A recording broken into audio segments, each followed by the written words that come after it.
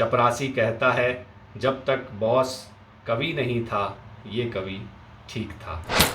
नमस्कार दोस्तों, अभी हाल ही में एक बहुत बेहतरीन किताब पढ़ी जिसके बारे में आज मैं आपसे बात करना चाहता हूँ। किताब लिखी है यशवंत व्यास जी ने, जो हमारे ज़माने के बहुत जाने माने व्यंग्यकार, पत्रकार और लेखक हैं।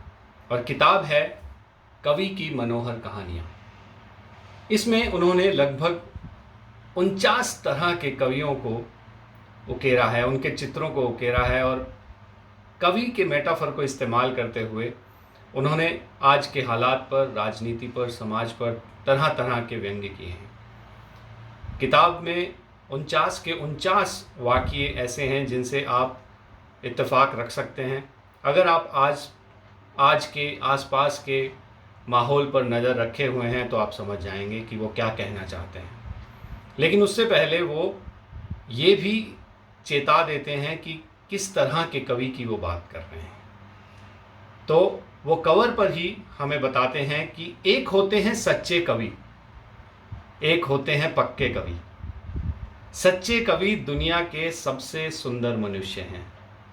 वे भूख में रोटी हैं, वे प्यास में पानी हैं, लेकिन वे और हैं जो उनके हमनाम हैं, जो भूख लगे तो मनुष्य को रोटी में बदल दें। वे मनोहर हैं, वे कातिल हैं, वे ही पूजा हैं, वे ही फूल हैं, वे पक्के कवि हैं।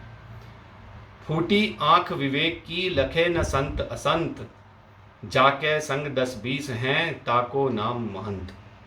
ये ऐसे ही कवि की मनोहर कहानियाँ हैं। तो यूँ तो जैसा मैंने कहा कि 49 की 49 कहानियाँ आपको छूती हैं, आपको अवेयर करती हैं आसपास के माहौल से।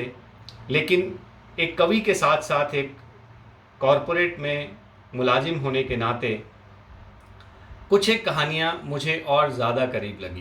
तो उन्हीं में से एक कहानी मैं आपके लिए आज पढ़ रहा हूँ, जिसमें कवि का बॉस बदल जाता है। तो कहानी है कवि का बॉस बदल गया। वैसे कवि का कोई बॉस नहीं होता। खुद कवि भी इस अवधारणा को सामंतवादी मानता है। इसलिए खुद का बॉस खुद होते हुए भी वह खुद से खुद का बॉस नहीं कहता। भौतिक दृष्टि से जहाँ उसकी नौकरी है वहाँ उसका बॉस भी है।